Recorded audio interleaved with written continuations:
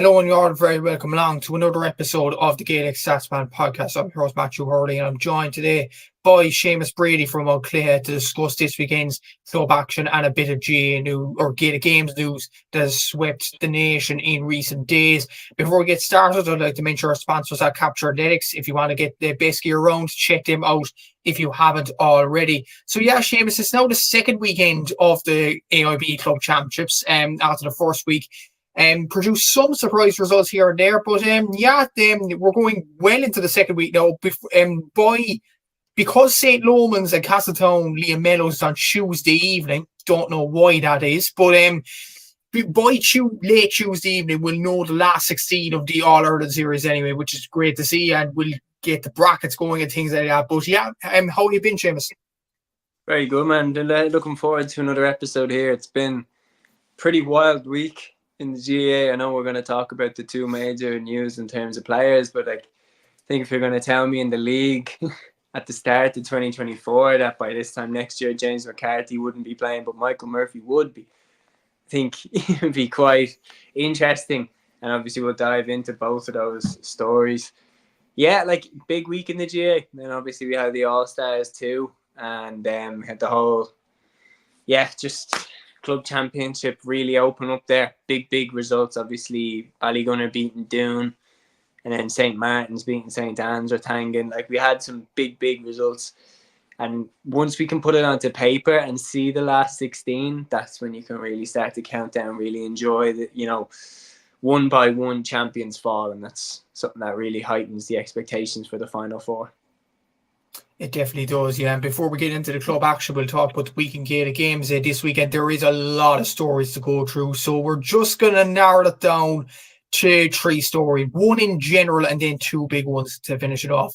So the All-Stars is first of all. Now, I'm sure everybody has seen the All-Star teams now. In terms of Gaelic football, the surprise ones being Niall Morgan in goal instead of Blaine Hughes, Aaron McKay not making the team, Craig Lennon getting Louth's second ever All-Star in football as well. But there wasn't much debate in terms of the football All-Stars, and obviously Paul Conroy getting the Player of the Year award, Oisin Conaty getting the Young Player of the Year award in football.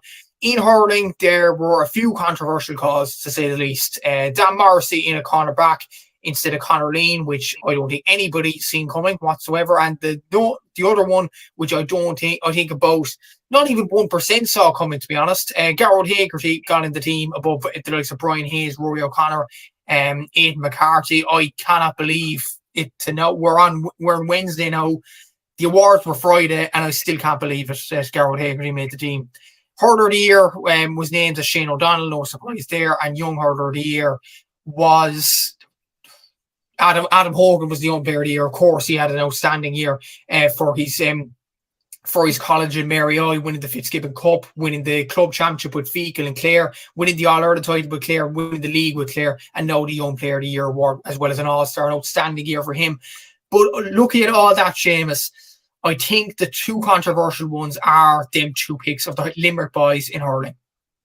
They absolutely are. And I think when you look at all the situations around them as well, there's certain All-Stars where you can kind of understand that they went with emotion and they wanted to give a player an All-Star. That does happen sometimes in the GA, but Hegarty and Morrissey have been littered with All-Stars over the last 2 years. So you do wonder what on earth was the motivations behind them getting one.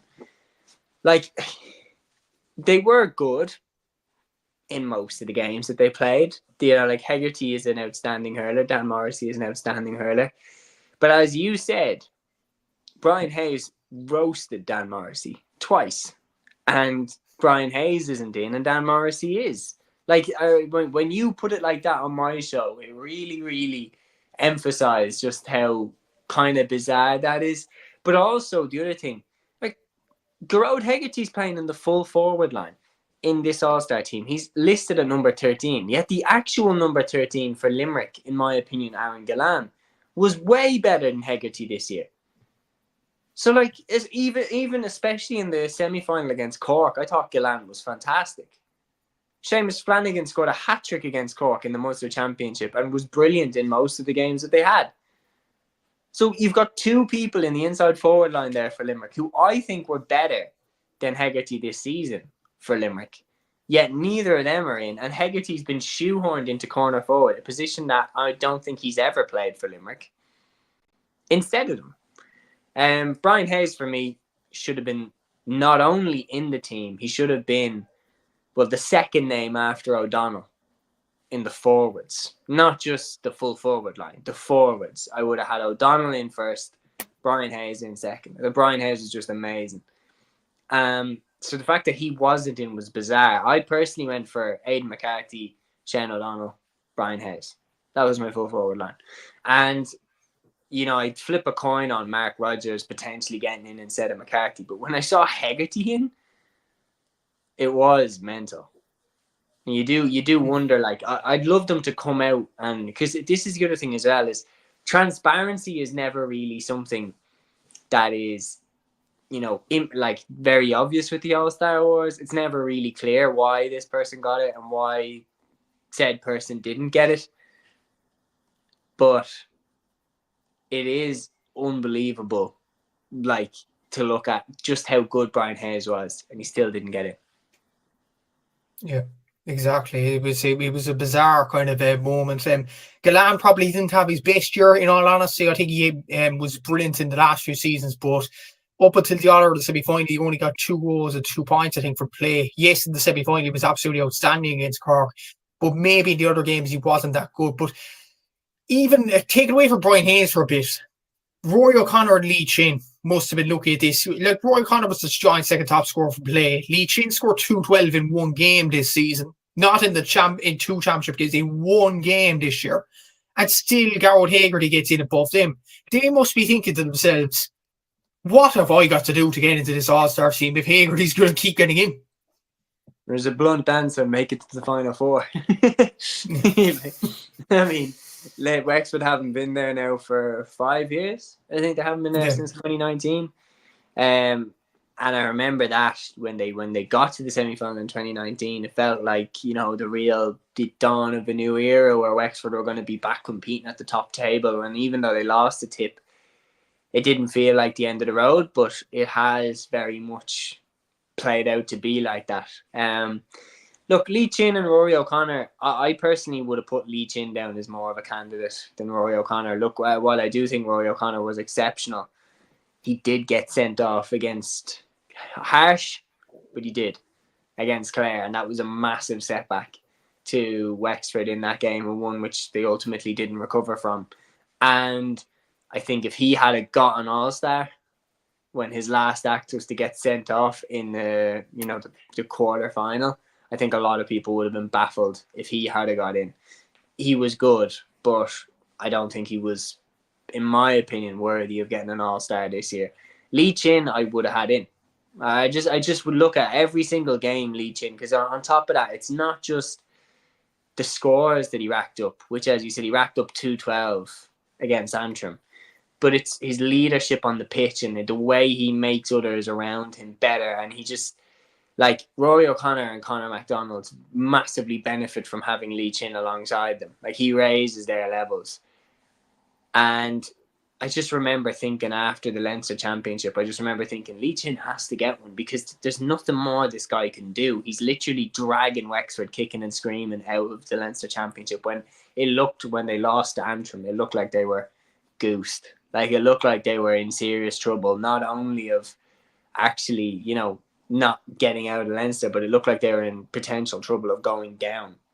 That's how bad it was getting. And Lee Chin turned the ship around with the help of Rory O'Connor and Conor MacDonald and Matt Johann and players like that. But yeah, I probably would have gone Lee Chin in at left half forward, and I put Barrett and Tony Kelly in the half forward line with him. But yeah, apart from that, I was happy enough with the team. Although I would have gone Conor Lean with Conor Lean instead of Dan Morrissey at cornerback, even though he still has Robbie O'Flynn's jersey. Exactly, and that's a great way to end the All-Star discussion, definitely. But check out Aaron's video and check out Seamus's video on the All-Star as well. A lot of information, a lot of debate on those videos, which I was both on, so check them out if you haven't already. We'll move on to retirees and returning players now. Look, there was a lot of retirees and players leaving the car panel, but that has been mentioned in the Southern Star podcast this week, so check that out if you haven't already. Stephen Sherlock leaving the panel, John O'Rourke retiring, Killian O'Hanlon retiring. Check that out, the Southern Star podcast, if you haven't already. But we, on this channel, are going to discuss, first of all, a 9-time All-Ireland champion retiring. James McCarthy announced his retirement from football, and the 34-year-old holds the joint record with Stephen Cluxton and Michael Fitzsimons, should I say, with the most All-Ireland wins for one men's footballer, which is of course 9. While he captained the Dublin football team in 2023 as well. He won 14 Leinster Senior Football Championship titles, but to be honest, that's the same as Chris Packett, so we'll leave that for now. The 6 National League titles, 5 All-Stars, and was also chosen by the Sunday Game analysts as their Footballer of the Year in 2023, but the award obviously went to David Clifford that season. He also won a Sigurdsson Cup with DCU. Sorry? Which it shouldn't have. Yeah. But again, that's another debate. We'll get on to that in a sec. But he also won a Sigurdsson Cup with DCU, a Leinster Club Championship with Ballymount Kickhams, 2 Dublin titles with Ballymount Kickhams, an outstanding player, James McCarthy. And Seamus, one of the legends in terms of Gaelic games, and the record show for themselves 9 All-Ireland titles, surpassing Pat Spillane's record with 8. Incredible. Yeah, no, like you said it very well there. You listed out all his achievements. Like, I did a piece on my TikTok there where I kind of ran through it, and I was trying to fit it into 90 seconds so that I could make it into a reel and everything like that, and to get it out, because obviously if it's over 90 seconds it has to be a post instead. But it's so hard to fit it all in. Like, this is genuinely, like, James McCarthy means something to me as a Dublin fan. Like, because when I first saw James McCarthy play for Dublin, I was 10 years old. Like, that actually, I was 10 years old, and I was watching the Leinster football final, Dublin against Wexford in 2011, and Wexford had Dublin on the back foot in that game. Wexford were a tidy team. They had Redmond Barry, they had Matty Ford. They didn't have in that game, actually, to be correct. But they had Redmond Barry, they had Ciaran Ling, they had Daithí Waters, PJ Banville, Eric Bradley. Very, very, very tidy Wexford team. Ben Brosnan was still there as well, which is nuts. He just doesn't seem to age, Ben Brosnan. But I remember James McCarthy getting the ball on the right wing and then just putting the head down, and he ran the entire way into the penalty box and then blasted it past Anthony Masterson. And Dublin kicked on to win Leinster that year. And the point is that, obviously I'd been watching Dublin in 2008, 2009. I knew us at that time as being a team that bottled it. Even though I was a youngster, I still knew. It was weird. In 2010, I just had this distinct feeling in the semi-final that even though we were 6 or 7 points ahead at one time, I just had this feeling that we were gonna bottle it. Like, the Cork were gonna come back and beat us, because I'd watched us lose to Kerry and in 09, and I watched us lose to Tyrone in 08. And they're my first memories of being at a football match where I could kind of comprehend what was going on. But James McCarthy was part of a Dublin crop, a group of lads that changed the entire path and future and culture around Dublin football. Because Dublin in the 2000s were very hit or miss. They were either everything was amazing or everything was terrible. And that's why you saw Dublin would fall apart in Croke Park once they ran into a team that didn't give a shit that they were Dublin. For example, Tyrone in 08, like the minute Sean Kavanagh got that goal, it was wrap it up, lads, this is done. Because they didn't have a backbone. And Gilroy came in, and then immediately they're doing sleepouts for the homeless. They're doing, shifts at Brother Kevin's soup kitchen. They're getting a bit of, humbleness and, not thinking that they're the shit just because they play for Dublin. And James McCarthy was very, very much a soldier of that ideology. He was very much someone that, wore that on his sleeve, that it's an honour to represent Dublin. And he was a key member in that team. It's no wonder that he was a nailed-on starter every year after 2011. And you can't understate how important 2011 was. Dublin hadn't won an All-Ireland since 1995. And now there's a whole generation of Dublin people, of, you know, kids now that are 15, 16, 17, have no recollection of what life was like when Dublin weren't winning All-Irelands. And the harsh truth is that I firmly believe that we probably won't win another one now, I'd say, for 5 years.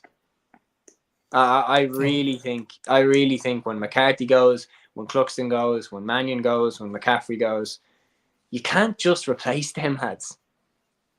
They're the greatest team of all time. They are the greatest team of all time. You don't win 6 All-Irelands in a row, 8 All-Irelands in 10 years by being a normal team. They were the best we've ever seen.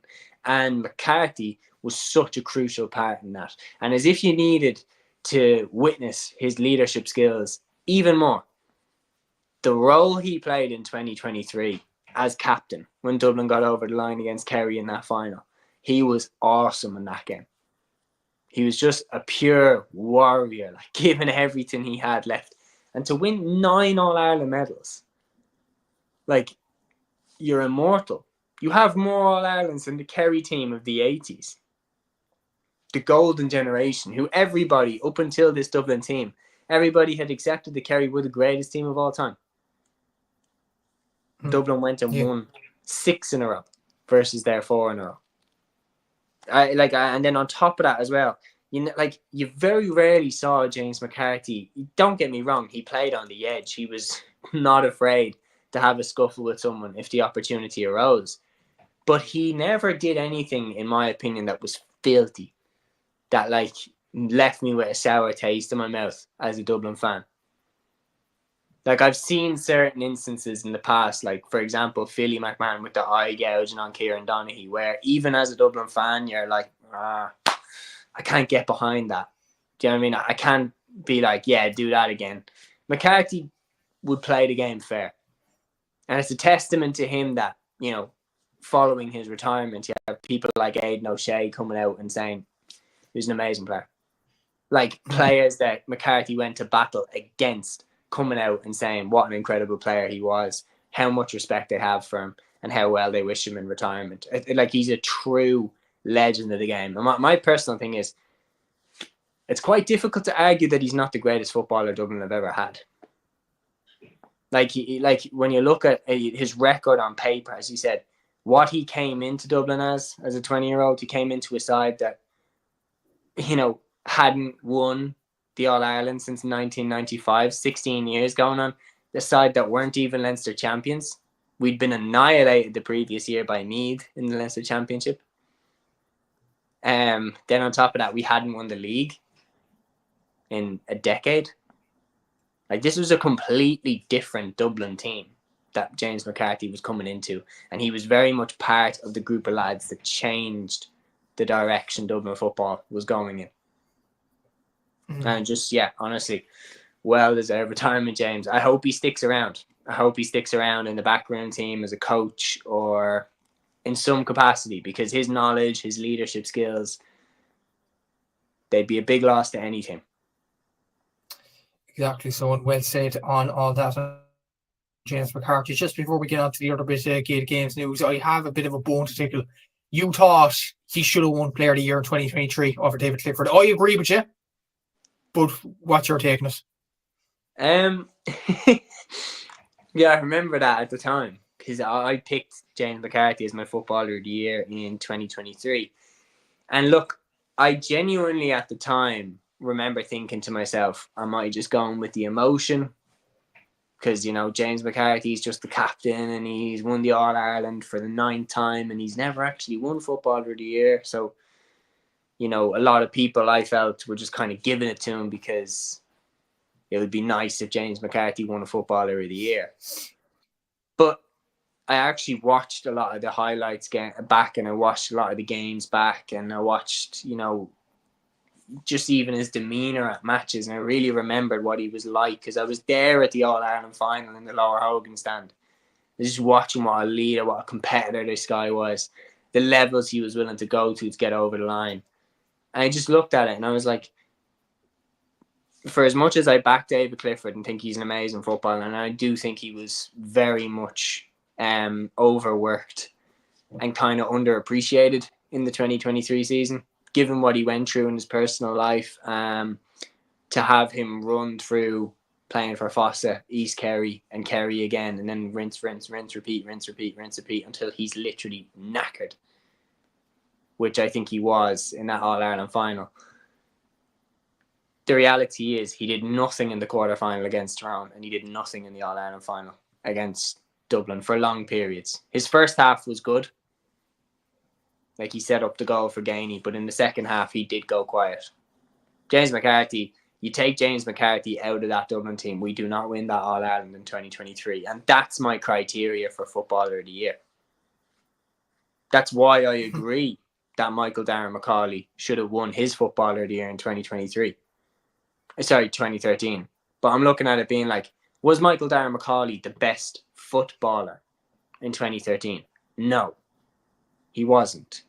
But he was the most important cog in the All-Ireland champions team, which means it made sense that he won it.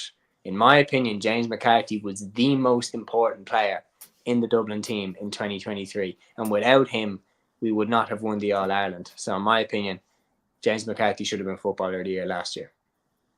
With no disrespect to David Clifford. With no disrespect to Clifford. But I remember when Clifford won it last year, I remember thinking, Clifford hasn't even played well by his standards in most of the games. So how bad does David Clifford have to play to not win an All-Star or to not win Footballer of the Year? We got our answer this year. Yeah, exactly. And yeah, I would agree with that. McCarthy was the Footballer of the Year in 2023, but some Kerry fans didn't like that suggestion, I'll put it that way. But look, that don't know, David Clifford got the award, James McCarthy retires without a Footballer of the Year, which is absolutely incredible. But obviously, wish James all the best in his retirement. He joins a long list of greats that don't have a Footballer of the Year. Like when you're looking at players like Colin Cooper, Conor McManus, like there's a lot of players there that don't have a Footballer of the Year that really, really should. Does Declan O'Sullivan have one? I don't think he does. Don't think he does either. That's something we have to check, definitely, after this pod. Definitely. I think that would be good now. I might send it to you after. I might have a little think on this. I'm going to throw on something on Netflix now after this, but throw on, maybe have a think. All-Star 15 of players who didn't win the Footballer of the Year versus players who did. Right half back for the team that didn't, James McCarthy. Right half back for the team that did, Lee Keegan. Yeah. Which one would you rather have? The team player or the attacking wing back. It should be a very interesting call. Another player that has not won Footballer of the Year, and we thought he'd retired. He's having another crack. He's having a crack. Michael Murphy. Very good segue. Exactly. Thanks very much. It's not usually the case, but look, we'll move on from horrendous segues and things like that. But Michael Murphy, he is back. That is not a typo. He is back in the Donegal senior football team. After 2 years of inter-county retirement, a spell in punditry for BBC and GA Go, and also being part of the Football Review Committee, the All-Ireland winning captain of 2012, Michael Murphy, is back in the Donegal team. It was confirmed earlier today by Thomas Niblock of the BBC, and he rejoins the Ulster champions for the 2025 campaign, bolstering Jim McGuinness's attack, which already has the likes of Paddy McBrearty, Oisin Gallen, Ciaran Thompson, all of them. What a player to bring in, Seamus. And it's quite interesting considering he was in the Football Review Committee. Them rules are being passed by Congress on November 30th. If those rules are passed, is this the reason Michael Murphy's coming back into the team? That's number one. Number two, does that make Donegal favourites for the All-Ireland next year? Well, you're talking to the right guy for this now, because I was pleasured enough with first things first, didn't see it coming, but especially because only a few weeks ago when the FRC games were taking place, they had a launch event, and I went with one of TG Carr's cameramen there for TG Carr to conduct interviews with Jim Gavin, Eamon Fitzmaurice, Michael Murphy, and basically anybody who was highly involved in the FRC to kind of get their opinions on the games. All the interviews are up on Sport TG4's Instagram page.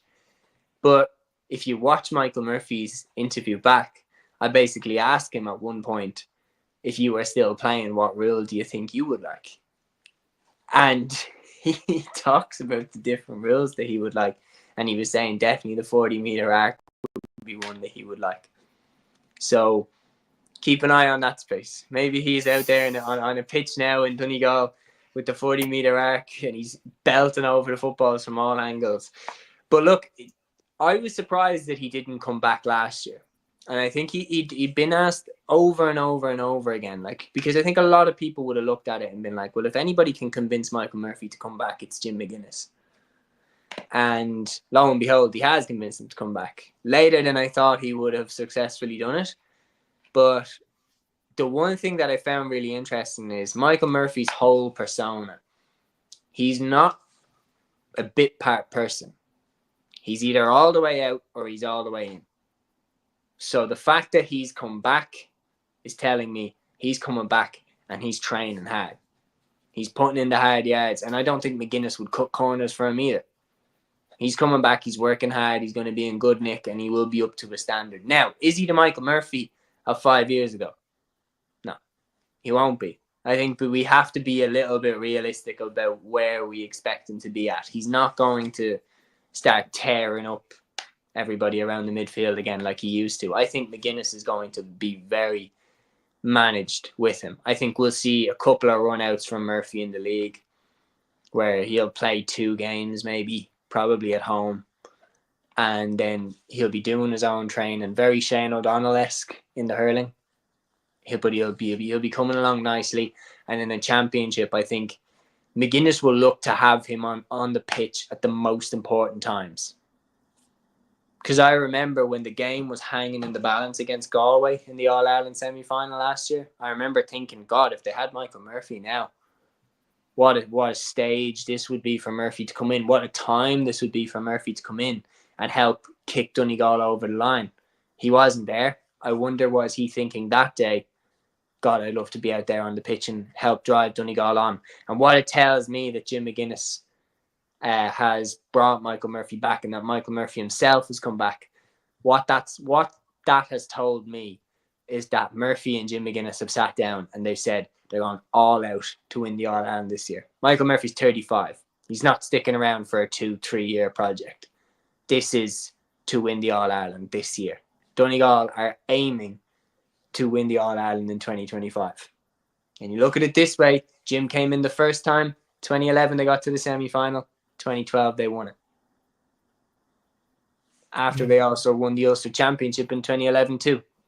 2024 they win Ulster, go out at the semi-final. 2025, let's see if history repeats itself. We'll have to see. It should be very, very interesting indeed. And definitely, that has got Gaelic games people talking. I thought the headline of the day would be Donald Trump being elected the American president, but clearly wasn't. Michael Murphy had other ideas. Exactly. I can actually see a genuine story now today. I was working the Southern Star now today. I was just checking Twitter. I was doing tweets and things like that today. And I looked at the ones that were trending. I think Kamala Harris, Donald Trump, US presidential election were like the top 3. And then 4 or 5 was Michael Murphy. That's the power the guy has on Irish. Yeah. Genuinely, like, he's a great guy. He really, really nice dude. And I feel like that's what also is kind of around his aura. Yeah. He does have a presence, man. Helps to be 6'3". Exactly, yeah. But apparently he's been going well for Willie in the club championship as well. Probably one of the reasons why Jim McGuinness has brought him back as well. But we'll finally get on to the previews for this weekend, and it is a football weekend bonanza this weekend with the IB Championship. We'll start off with the Ulster Senior Club Championship, and you can see the bracket there, all 4 quarterfinals of this weekend. So we have on the left-hand side of the draw, Erriann Gaels Belleek against Scotstown and Kilcoo against Crosserlough.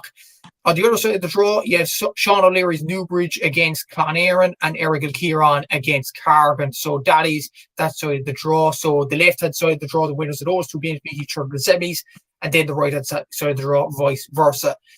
The first game, and it's live on TG Car this Sunday. Sean O'Leary's Newbridge against Clann Eireann. So it's the Derry champions against the Armagh champions, live on TG Car on Sunday at 3:30. Newbridge were shock winners in Derry, and I don't think that's an unpopular thing to say. You have Watty Graham's Glen there, you have Slotneil, you would have thought it'd be them two. It's Sean O'Leary's Newbridge that are in this position now. Clann Eireann probably would have been one of the favourites for Armagh, even though St. Pat's, Cullihana and Crossmaglen Rangers would have pushed them high, I'd imagine. But look at the players that the two sides have. You would imagine Clann Eireann are favourites, but Sean O'Leary's Newbridge, after knocking the All-Ireland champions out in Derry, they have a chance here. Yeah, no, they absolutely do. They have a chance, and they're here on merit. They beat Glen. They beat the best club team in the All-Ireland Championship of last season. But that final, in my opinion, and this is obviously now, fresh off the back of having predicted that Slotneil would beat Glen.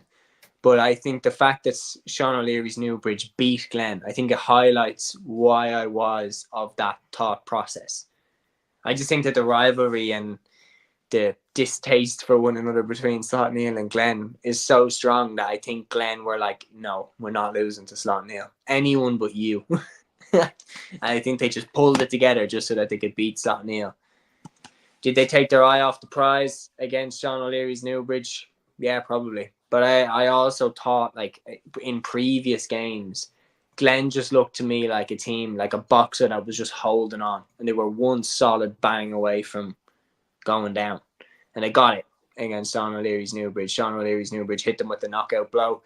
And that's it. They're done. I knew, like, Malik O'Rourke had one eye on the door. No doubt that the Derry players, Glass, McFall, these guys must be just really consumed with just the ridiculous weight for an inter-county manager that Derry are involved in, that it's so embarrassing that, like, a Division 1 side, Division 1 champions, still don't have a manager. Like, it's absolutely bonkers. But yeah, I just thought that they were run down. Sean O'Leary's Newbridge don't have the same core of Derry lads in there. Definitely nowhere near the same level of star power that Glen have on paper. But they were a team. They were together. They were fully focused on the task at hand. There was no distractions. There was no manager on his way out the door. There was no inter-county players getting involved in, or being dragged into who they want as their next manager. And that's why ultimately I think Sean O'Leary's had a little edge. They were fully focused on the day and well worthy of their win.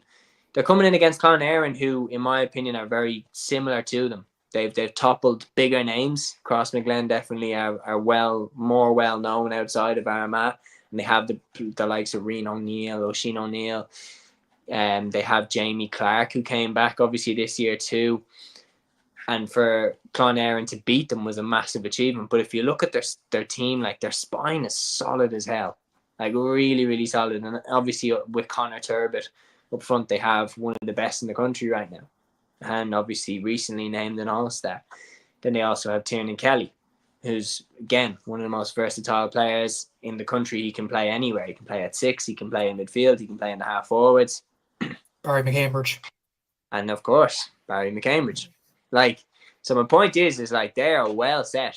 They have a world-class defender, they have a world-class midfielder in Tiernan Kelly, and they have a world-class forward in Conor Turbett. And in club championship, being stacked in various positions and having that strong spine down the middle is a pretty good formula to get you quite far.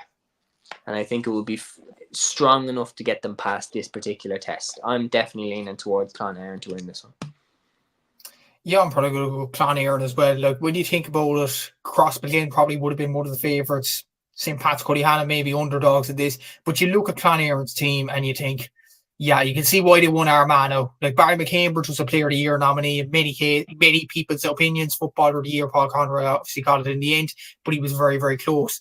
Conor Turbett, his scoring record is absolutely ridiculous over the last couple of years. Tiernan Kelly is a staple in the Armagh panel over the last few seasons. And Sean O'Leary's Newbridge, they've done great to get here. Conor Doherty, Mark Doherty are two very good players in particular. Conor Doherty, a wing back for Derry, is outstanding, and he's one of the main players in this Sean O'Leary's Newbridge team. But I feel like Clann will get over the line as well. It should be an interesting game, but I think Clann will get over the line. It's in Celtic Park, which might give Sean O'Leary's Newbridge a bit of a shot here, but I think Clann will have enough to get over the line. And on the same side of the draw as well, on Sunday, it is Antrim champions Cargin up against the Tyrone champions Errigal Ciaran on Sunday at 1 p.m. live on Ulster GATV, and the game is on in Cargin Park. So Cargin really put it up to Watty Glen until Tomas McCann sending off last year. They have a lot of core Antrim players in the team. So do Errigal Ciaran, though. The Canavans, obviously. Joe Goose, Ben McDonald, Cormac Quinn, a cornerback. Like, they have some very good players in the team. But a few things for Errigal Ciaran. They had a tough game against St. Eunan's last week. They had a tough game the week before against Trillick in the Tyrone final. Cargin have been waiting in the long grass for a number of weeks. And the fact they put it up to the All-Ireland champions to the very end last year, and they're at home technically in this game as well, could we see a shock? Absolutely, we could.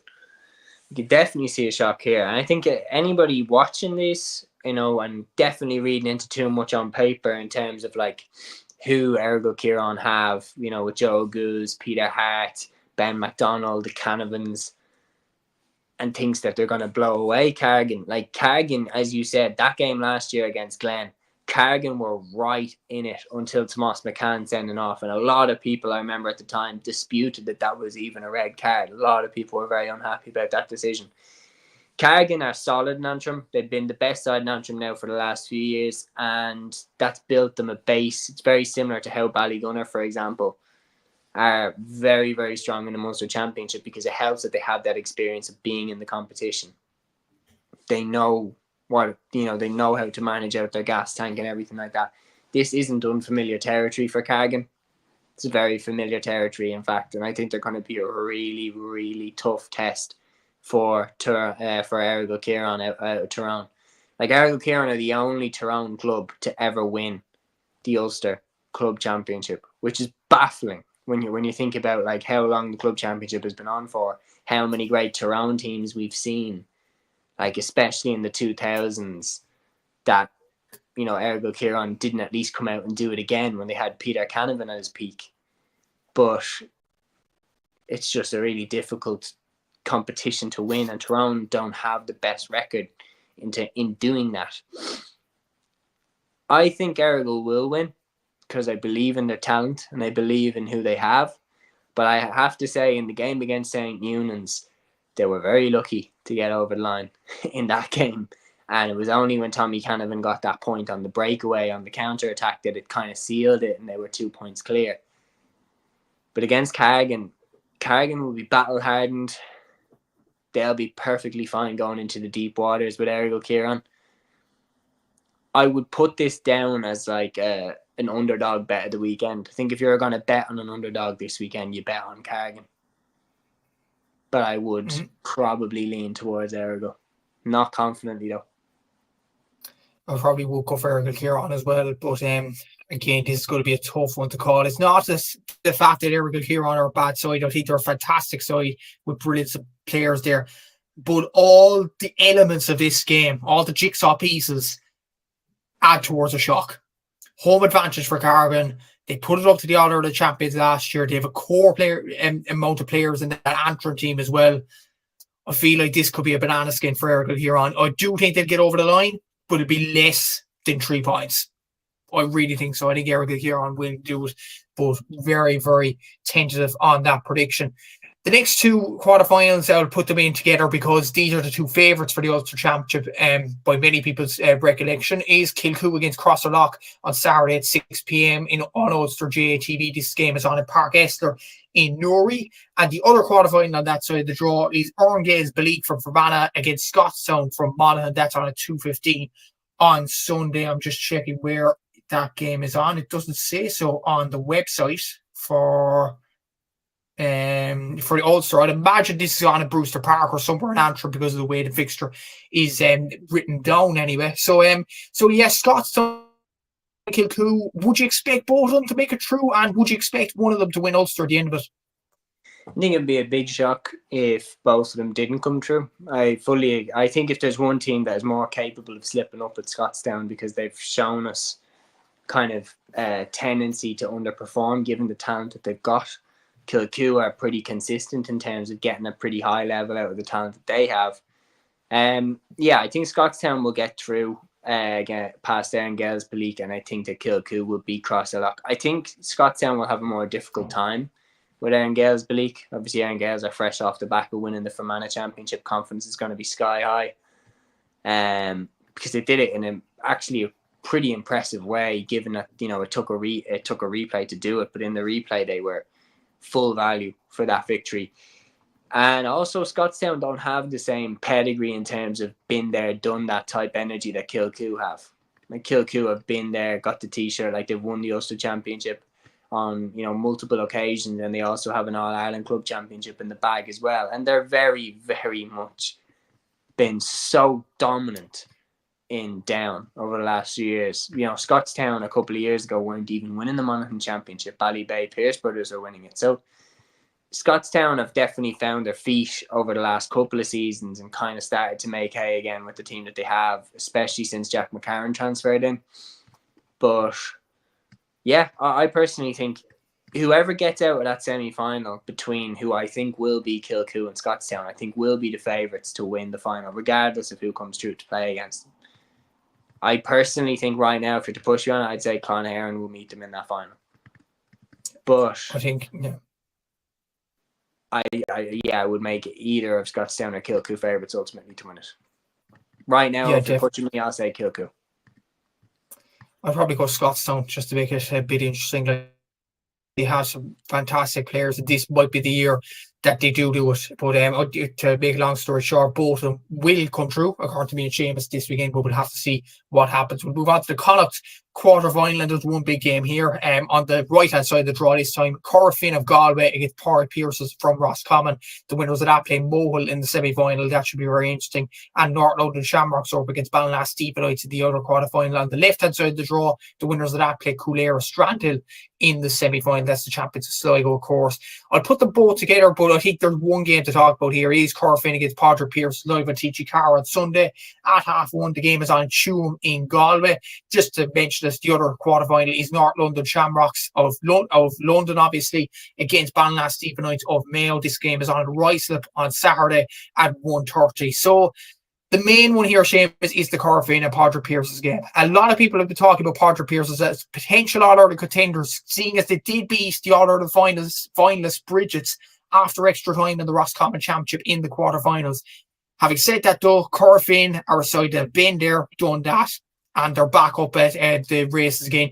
In the other game, you'd expect Ballina Stephanites to come through, but still a difficult test, I'd imagine.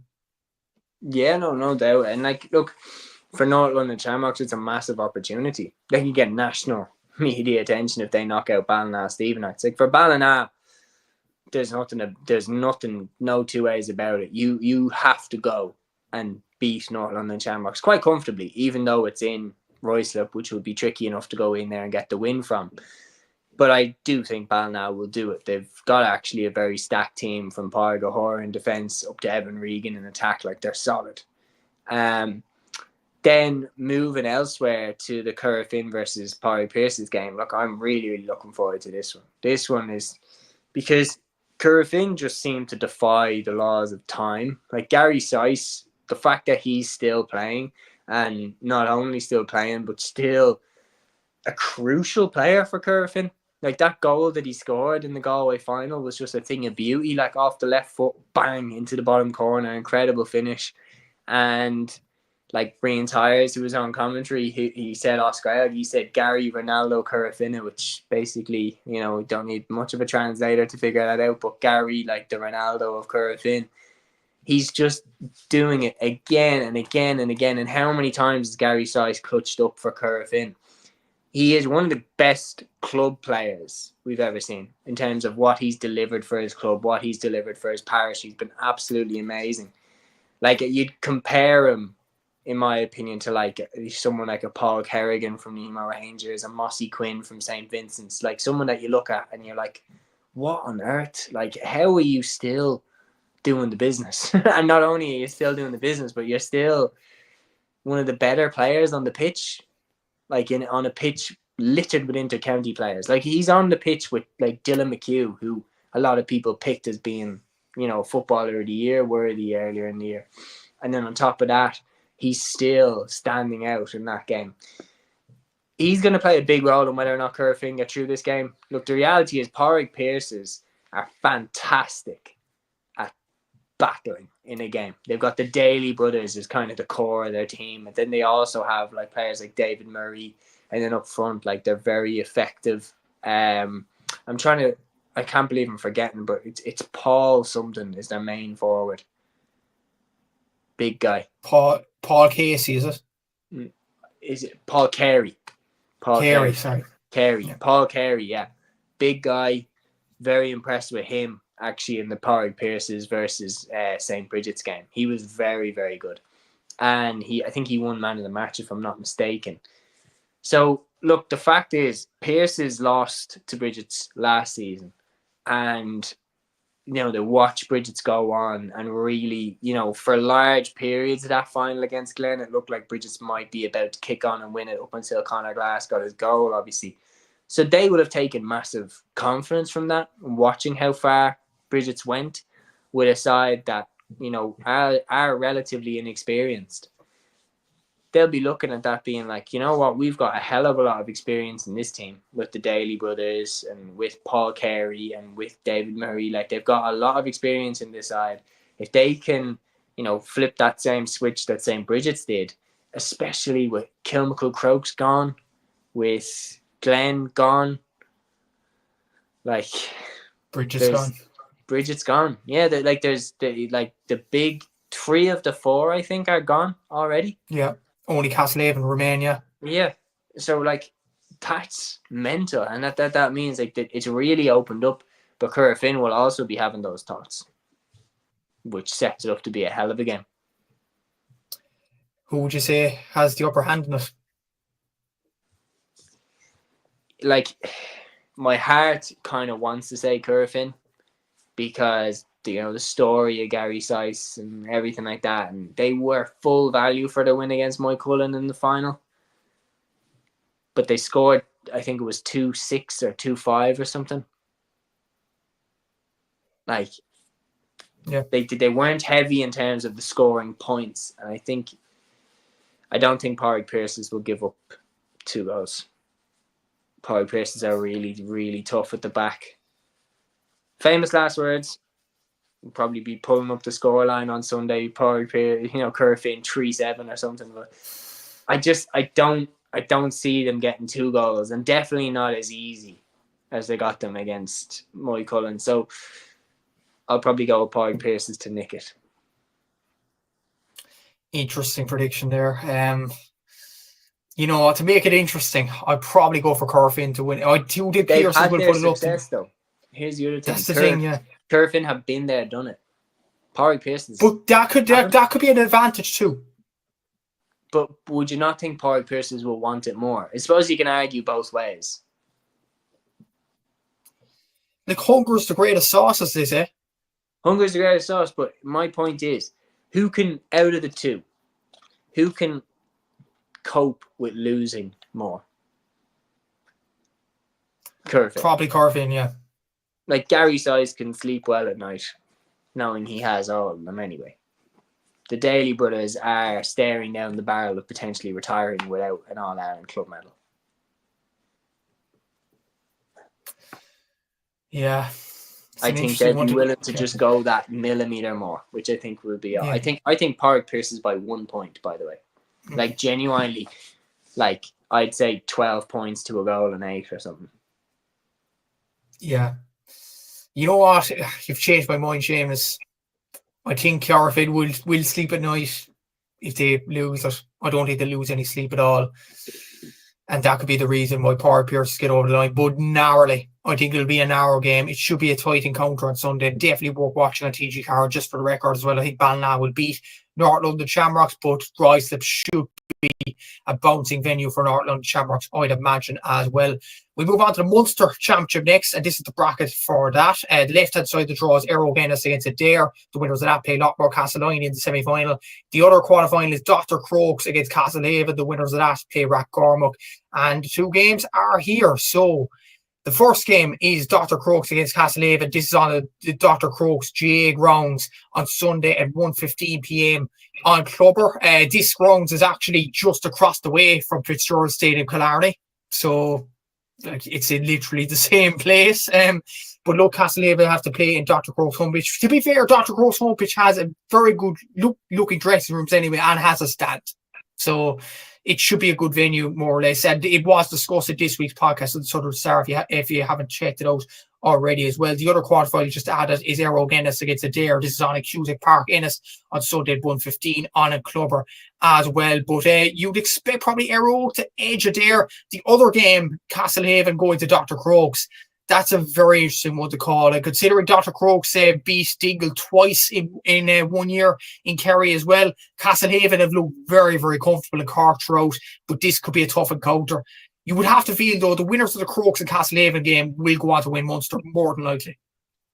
Yeah, no, I have to say I've been very, very impressed with both Dr. Crokes and Castlehaven. I think the Haven have very much kind of solidified their control over the Cork Championship, their grip over the Cork Championship. There was a string of seasons there where it seemed to be kind of like a hot potato between Castlehaven, St. Finbarrs and Nemo Rangers. They're kind of throwing it back and forth between the three of them.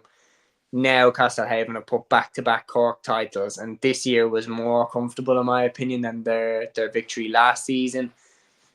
Even last season, I know that they won it, but I wasn't 100% convinced by them last season, up until obviously they put in a brilliant performance in the Munster Championship and made it to the All-Ireland semi-final. Yeah, Dr. Crokes definitely look more similar to me of what I kind of expect a Kerry club side to be. Like the last few seasons, whoever's come out of Kerry has done nothing really in terms of the All-Ireland club series, like Cairns or Athletes. I don't know how they got out when they lost. That highlighted for me kind of how mental the Kerry structure is who they decide goes out to represent them. But yeah, it was pretty wild that they got out when they'd lost 3 times like that. They were then the champions of Kerry when multiple clubs had beaten them. This time, Dr. Crokes are undisputedly the best side in Kerry. Like they beat East Kerry, which is something I didn't think I'd see this year. And then technically they didn't though. They didn't beat East Kerry. Dingle beat them. Oh yeah, sorry, Dingle beat them, but then they beat Dingle twice. Yeah, but I didn't think I'd see East Kerry beat. Which one was it that Dr. Crokes beat? Dr. Crokes beat St. Brendan's board in the semi. Yeah, St. Brendan. But St. Brendan's board had a good side. They had Joe O'Connor, David Moran, Paddy Lane, yeah. The Austin Sachs lads. They had a good side. And so the thing is that they've proven their mettle is the point to make. They've proven they are the best side in Kerry. No question about it this year for me. And I actually going to say it quietly because I'm on a podcast with a Cork fan, but I do believe that they actually will shade this one against the Haven. I just looking at how their forwards are clicking. Tony Brosnan's form especially, I think I haven't seen him play this well in a long time. Then you've got Gavin White, you've got Fionn Fitzgerald, who still looks solid as a rock there in defence, and Micheál Burns is really showcasing why he was in the Kerry panel in the first place. Like, they look solid. And they have a really, really nice rhythm to their play. Everybody seems to know what they're doing. And then they have other players as well that are very solid club players, the likes of David Shaw in their forwards. Castlehaven are really good. I could see it going either way, but I'll go Dr. Crokes by 2 in that game. And as for Adare versus Eire Guinness, I agree with you. I think Eire will take it. Adare have been magnificent in the Limerick Championship. We obviously saw like they beat Father Casey's, took advantage of their time because they'd been waiting long enough for Newcastle West, and then they kicked them out in the semi-final, went on to win the final. I think Eire again is a slight step up from that level though, and I expect them to win.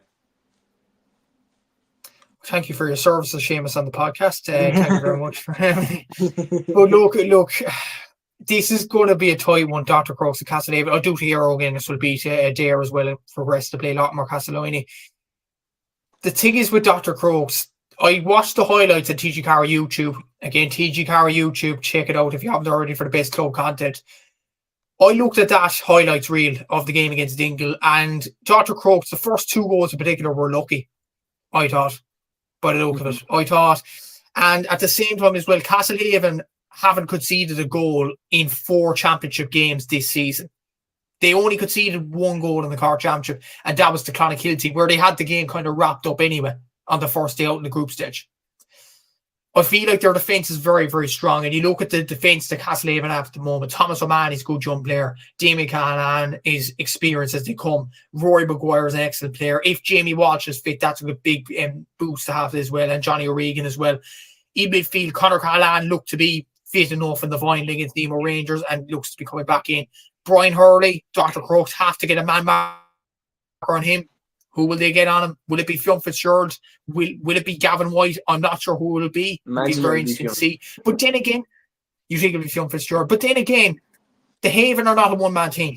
They've Jack Callahan there as well. They've Michael Hurley there. They also have a few others like Jamie O'Driscoll buzzing around the forward line. Sean Brown is well capable of taking a few scores on as well. Like the Haven have some very good forwards, and I feel like the thing is with Dr. Crokes, if Tony Brosnan is kept quiet, yes, Micheál Burns is there from a playmaking point of view, but who else is there from an attacking scoring point of view? So it might be biasness, it might be. I just feel like Castlehaven will get over the line just about by a point. I just feel like they've more in their arsenal than Dr. Crokes do. That's my honest opinion on it. I just feel like Castlehaven will get over the line in this one, but we have differing predictions there. We should see what happens this weekend. And the final provincial championship we'll look at in the football is the Leinster Club Senior Football Championship. So on the left-hand side of the draw, it's St. Lomans against Castletown and Meadows and Ardee St. Mary's against Rathvilly. On the right-hand side of the draw, it's Naas against Cuala and Tinahely against Tullamore. And we'll start off with the right-hand side of the draw because that game is live on RT this weekend.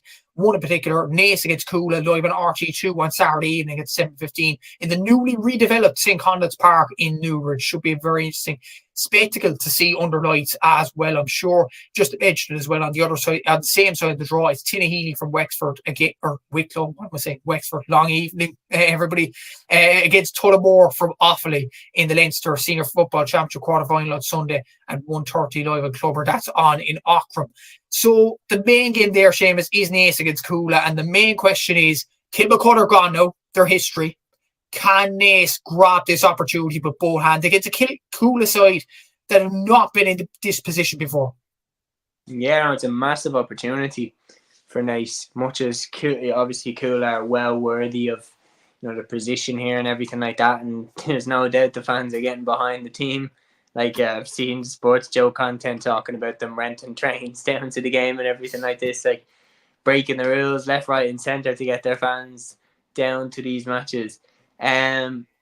Look, the key thing about this is Conor Callahan's suspended.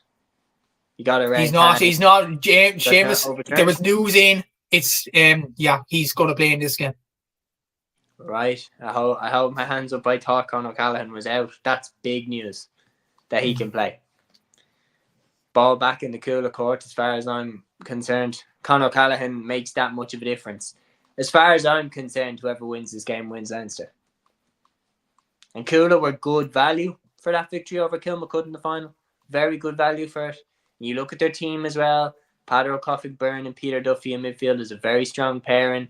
They have Charlie McMorrow at centre half back, very, very good player. Michael Fitzsimons at fullback, who popped up to kick himself, 2 bizarre points, but points all the same. And then in their forwards, they've Con and Niall O'Callaghan.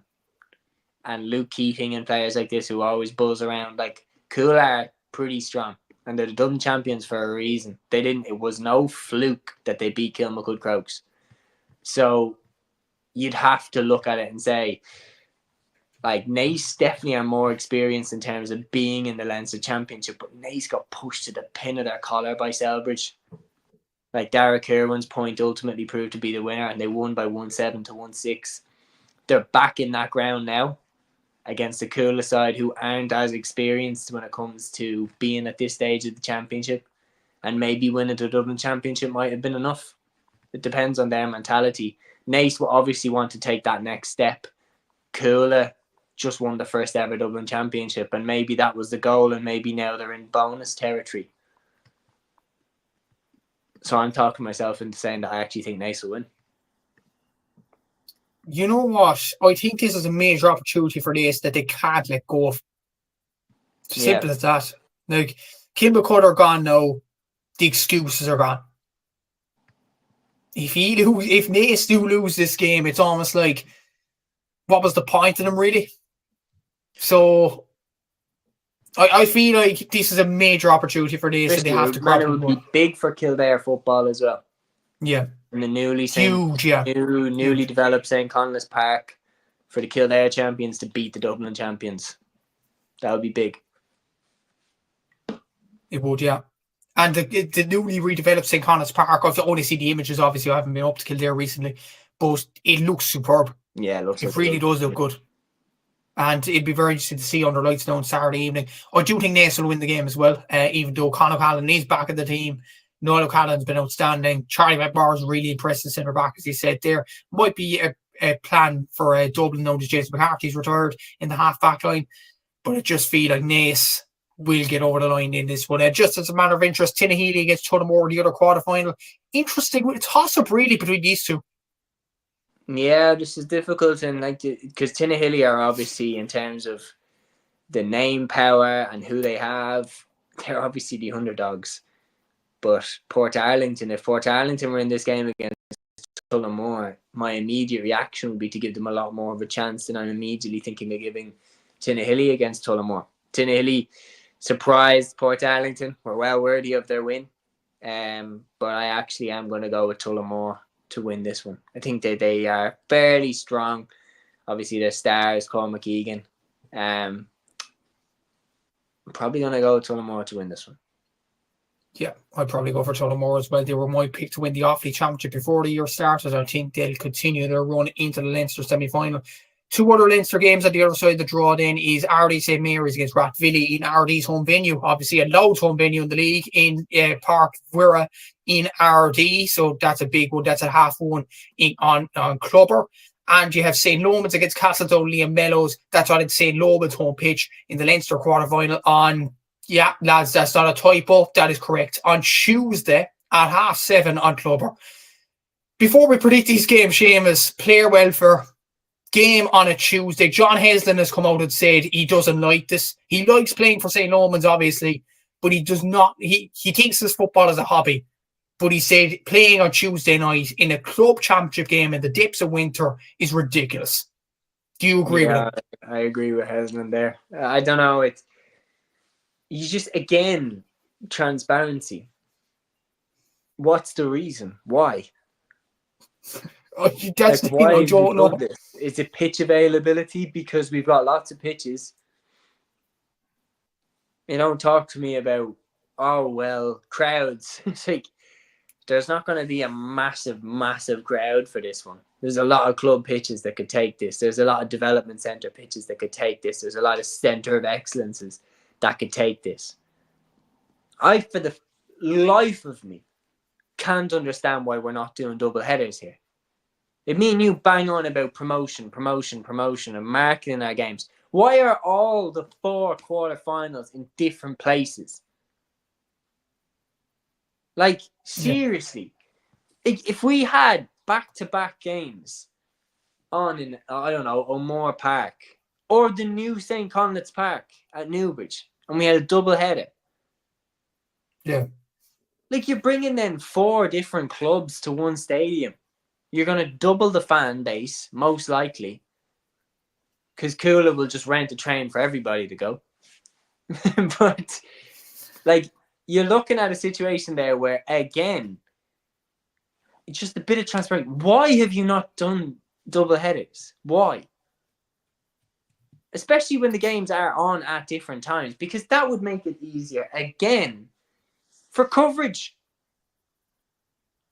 Yeah. Because when Clubber are doing these games, Clubber now need to get 2 camera people, 2 audio people, 2 commentators, 2 co-commentators.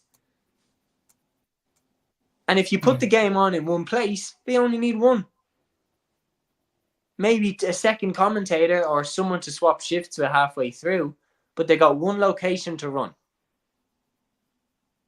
It just makes it so much easier, and I can't for the life of me understand why, once again, we're passing up an opportunity for a simple doubleheader, which would, in my opinion, it would be massively beneficial to the whole club championship as a spectacle.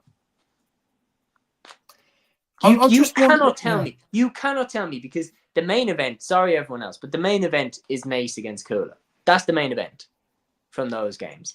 But if you put Tinahely against Tullamore on first, I think a lot of those fans would stick around to see Naas against Cuala. Yeah. And therefore, you have a better atmosphere for the second game. And you also make those fans feel like they got more bang for their buck. And you make it easier for yourself. You only have to, tell the referees, the TV coverage crews, the fans, the staff, you only have to tell them one location. These are where the Leinster quarterfinals are happening this weekend. To me, it just makes the world of sense. These were the exact quotes by John Hazen in an article in the Irish Examiner about the game being held on a Tuesday evening. I don't know where you boys come out with the half-day work. I won't be allowed to take a half-day. Bills have to be paid. People work, and not everyone just works down the road in the post office or as a teacher. There's loads of different jobs, and people are asked to play a very important game on a Tuesday night that means so much to the club and the whole country. Would you play it on a Tuesday night? ? Ron O'Toole said afterwards as well, he wasn't too bothered, to be fair. He said, we're used to training on that time on Tuesday, so we'll take everything as it comes. We're just looking forward to it. But the comments by John Haslin really hit home. Because players have work. They've worked during the week. And you put it on a Tuesday. And they'll have work the next day too. This makes no sense. It really doesn't. But look, we're over an hour in. Look, we have to predict these games anyway. But St. Lomans and Ardee, St. Mary's, out of them two games, you'd expect to make it through, disregarding the chaos. Back to back for the home team. Yeah. Ardee and Lomans take it. Yeah, I'd imagine so. They will do that. I think so as well. But the Tuesday evening throw-in, ban it, please. Again, just do yourselves a favour and just ban it. But look, there's one more game to preview, and it is in the All-Ireland Hurling Series, and it is the last county final of the year. We're into All-Ireland after this, unless this game goes to a replay, which it could. It could. The Galway Senior Hurling Championship.